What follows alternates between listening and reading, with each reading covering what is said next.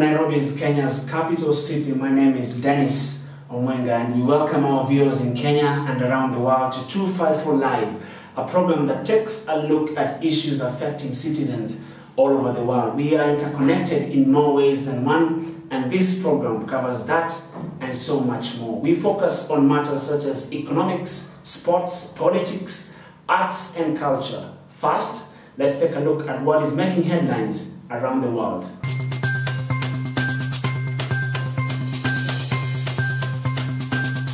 Spain's socialist government has promised to inject $2.3 billion into fighting the sky-high youth unemployment in the country. In an estimate done in the country, 1 in every 3 youngsters is out of a job. Speaking to reporters, Labour Minister Magdalena Valerio said the government was fighting for their youths and that many people in their 20s were dependent on their parents and sometimes their grandparents due to a lack of opportunities. Unemployment in Spain has slowly been dropping since the economic crisis, but at 14.5% remains the second highest in the Eurozone after Greece. Youth unemployment, meanwhile, currently stands at 33%, and the government wants to reduce it to 23.5% within 3 years. A retired detective has sued the American media service Netflix and the filmmakers of the hit series Making a Murderer for defamation. The retired detective Andrew Colborn alleged that the documentary series seemed to suggest that he planted evidence to frame murder suspect Stephen Avery. His lawyer Michael Gracebach now says his client has been subjected to worldwide ridicule, contempt and disdain since the show made its debut in 2015. Manchester United club has sacked manager Jose Mourinho after what is considered as the worst ever start to Premier League season. United are 19 points behind Premier League leaders Liverpool despite spending hundreds of millions on players under him. The club said he had left with immediate effect, adding they would like to thank Jose for his work during his time at Manchester United and to wish him success in the future. A new caretaker manager will be appointed until the end of the current season while the club searches for a new full-time manager.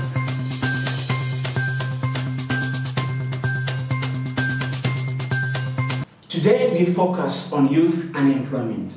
Spain, the second nation with the highest number of unemployed youths in Europe, has put forth measures to solve the problem of unemployment among its youth. Here in Kenya, unemployment is a growing menace.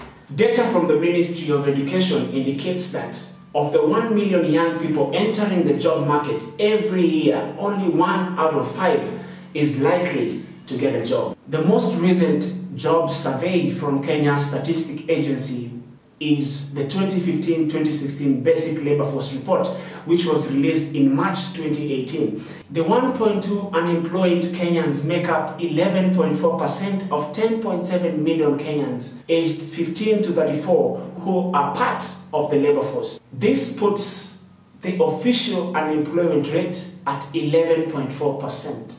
These statistics are extremely overwhelming, especially for a country considered a powerhouse in the region, and its effects are adverse, beginning from economic impact, crime, and many others. What then needs to be done to solve this problem?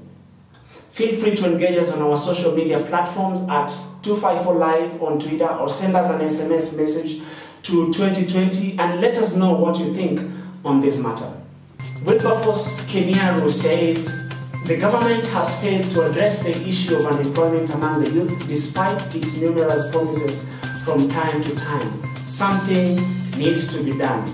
Thank you for your opinion, Wilberforce. Our reporter Sophie Opondo has prepared the following report as to the state of unemployment among the youth in Kenya. One of the most pressing short-term and indeed long-term global challenges today is youth unemployment. Here in Kenya, its scale is overwhelming. Yet the irony is that right now, corporations are awash with the financial resources to invest in new talent if they want to.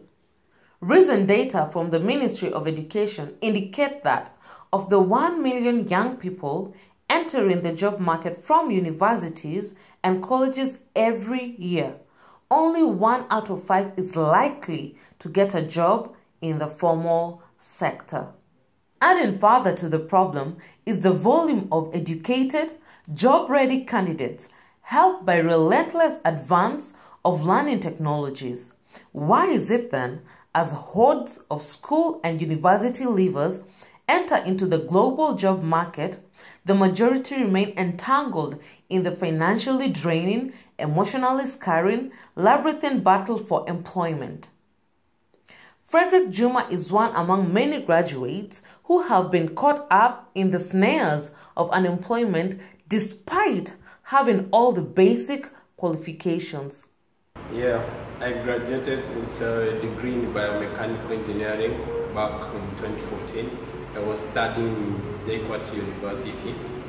Then I've been looking for a job for over 5 years. I've attended like 10 interviews,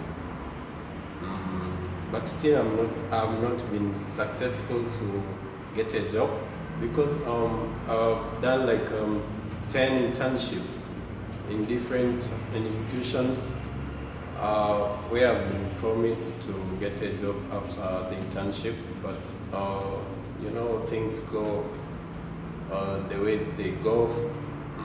When the boss promises you something, maybe he has a daughter somewhere, she will come and take up your chance. When his efforts to secure an employment fell futile, Frederick decided to go back to school, at least to keep himself busy and add more knowledge and skills to his basket. Yeah, so I decided to come back to Daystar University to further my studies. But I'm a smart kid, so I'm targeting that first class honors.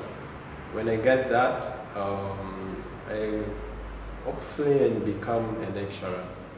I'll teach like photography, do that, then maybe screenwriting, things like those. Yeah, I'm a creative. While many remain in a bewilderment of the unemployment crisis, some are still hopeful that life can be tolerable even without formal education. Joseph is one among the few youths who have managed to escape the entanglement of youth unemployment. A young entrepreneur. When I finished school, I opened this business because when I went out to look for jobs, there were no jobs. So I decided to open a movie shop, a movie store where I sell movies. So this is my full-time job now. It's my full-time job. It pays my bills. I do this every day when I wake up. So I don't believe there are no jobs. I don't believe there are jobs. So I personally, when I hear people say there are no jobs out there, maybe it's like a joke. So I believe people can wake up, do whatever they want. People can create their own jobs. For me personally, when I opened this shop, I was doing it myself. But now, it's become a business. So I employ people now. So I have 2 people who I've employed, and yeah, it's going on well. You believe in yourself. It's never too late. Even if you're young, doesn't mean you can't do anything. For me, when I opened this shop, I was young. I think I was around 21 years. I struggled, yes, for the first few months I struggled, but now, because I believe in myself, I dedicated my life to this. Yeah, so I can tell anyone out there, young, old, I don't know, just believe in yourself. You can do it. It's not a big thing. And yeah, believe in God. If you're going to open a business, it must be something you like. It must be a passion. It must be something you wake up to do every day and you like it, you love it. Because if you open up a business which you can't even serve anyone because you force yourself to do it, I can say if you want to succeed in life, you have to love yourself first, then love whatever you're doing. To many young people in Kenya today, unemployment still remains the big elephant in the room. This is Sophie Opondo reporting for 254 Live. Thank you for that wonderful story there, Sophie. If you can hear me, what is your opinion about the rate of unemployment that is growing inexorably every month?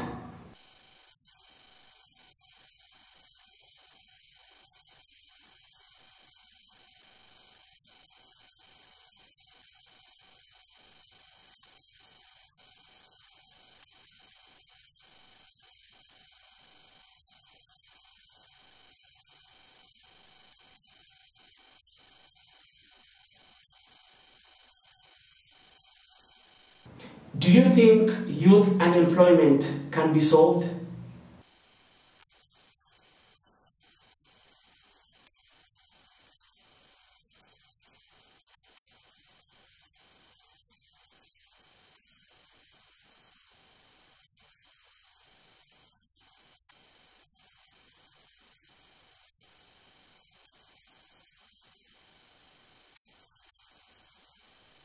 Thank you very much, Sophie, our reporter there, Sophie Opondo, with an insightful story as to the state of the Kenyan youth. Now, I can see a number of reactions are already streaming in online.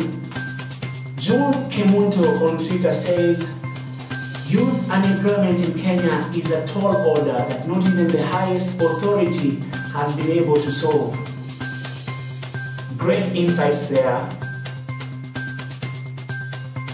Now, joining me live to get to the bottom of this matter and to elaborate more is a panel of experienced experts. I'm joined by Mr. Paul Muriuki, who is an experienced independent economist. Welcome to the show, sir. Thank you for having me. What can be done to tackle the issue of unemployment in Kenya? The issue on youth unemployment is a very broad and very complex issue. But economically speaking, there are certain things the government can do. So, for instance, in area of policy, we're talking about monetary and fiscal policy, where the government extends the tax rebates and zero rates, a lot of commodities, or reduces the amount of tax being collected on services, certain services and certain commodities. So we have exceptions and things like that will in turn boost the economy, where we have an instance where there's more money to be generated and therefore more people to be employed. But that is basically policy. Going further, we have education, where it is important that you centralize your education in such a manner that you teach the incoming generation, the youth, skills, and you make them professionals for the active and the most important forthcoming fields in the future. So where the education is quite relevant, it's modern, it's well utilized. So we have an instance where people are not only skilled in things that don't matter, but in essence, things that are quite marketable. From an economic point of view, should we be talking about youth unemployment as a separate social and economic challenge in Kenya? No. I think these issues, we live in a very modern society where things are very interconnected. So we have an intersection of challenges. So there's this discrimination in youth, basically from all fronts, the corporate side, the government side. So I find it very important that we should not separate these two issues, yet we should discuss them together. Do we need the government to create newer programs which have greater subsidies to offer employers in order to employ young people? Yes, over a long term. Yes, that would be the most suitable thing to do by the government to create a platform for the youth. But my understanding is that there are already platforms set up for the youth. There are already platforms that have been in existence, and a lot of money has been allocated from the budgets every year for such programs. So it is important to first of all create a system of accountability where you have all this money going into the youth programs such as NYS, such as TVETs. Yet the youth unemployment rate is not going down, it remains the same. So I think the first and most immediate step would be to solidify such programs and make them at least more transparent, where we have a larger number of youths coming in and there's more impact. Then once you do that, you can create better and more efficient programs in the future. Well, viewers, to shed more light on this matter, I'm joined by Mr. Hebrews Rono, who is a youth leader. Welcome to the show. Thank you for having me, Dennis. Do you believe youth unemployment in Kenya is a crisis? Indeed, Dennis, unemployment in Kenya is very high, especially to the largest population in the country, which is the youth.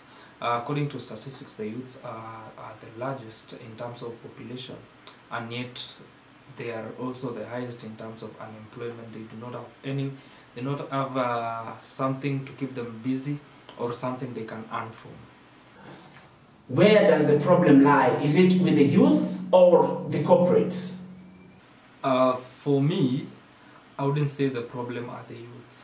The problem are the corporate, because the youths in Kenya have the potential, they have what it takes, they have the hard work, they have everything everything that is needed to actually do whatever job they are allocated, because we go through the 844 system, we get to campuses, we study the courses that mostly the government has chosen for us, or we study the courses that we believe will take us to the next step. So I differ with the opinion that the youths are the problem. Mr. Hebrews, what can you advise young people to do in order to solve the issue of unemployment? Number one, I would advise the youth to, when they get into university, they make sure that they do something that they will be able to employ themselves. Because if you do something that you're not able to employ yourself, it means you'll depend on the government or the non-governmental organization to actually provide something for you to do, which is like believing in something that is not there as much as it's possible. To curb the unemployment rate in Kenya, I think the government is doing a good job right now by introducing technical colleges where it will be nurturing skills needed to drive the country to Vision 2030, which is very important. The nation is also investing in industrialization that will create employment for youths even in developed areas, which is very important. Something else is to make sure that the youth access loans, that they can actually start their own businesses, because the problem is capital. They can start their own businesses and actually employ themselves and add something in the country's GDP. Well, viewers, I'm also joined by another experienced expert. Mr. Evans Muntiri Githinji is an established youth entrepreneur. Welcome to the show, sir. Do you think there are enough employment opportunities for fresh graduates in Kenya?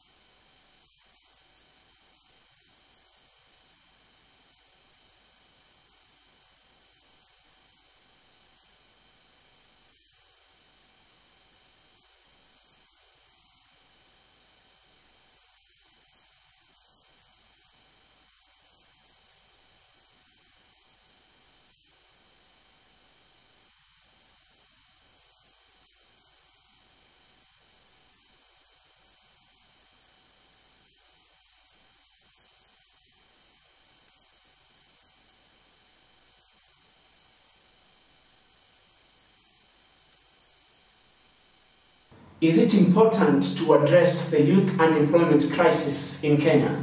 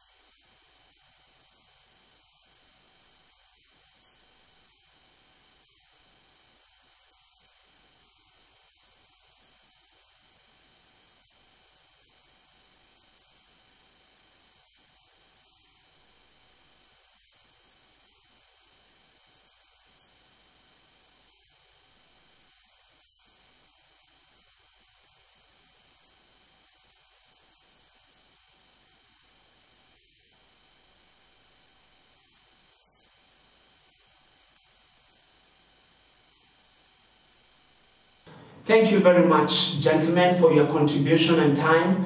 And now, following that discussion, I can see there are a number of reactions online. Johnson Denise on Twitter says youth unemployment will forever remain a problem as long as we have a ruling class, which is unquestionable.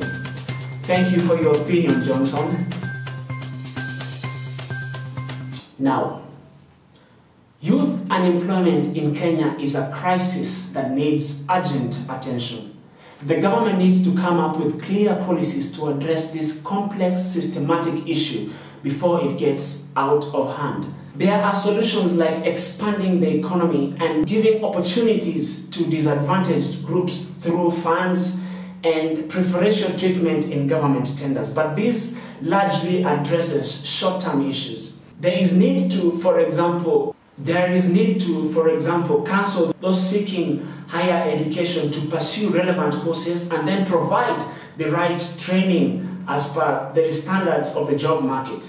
The largely ignored group of young people who do not have the required grades or fees for university degrees should also be catered for in mid-level colleges. This must be twined with aggressively encouraging enrollment in technical institutions and changing bad attitude towards some crucial professions.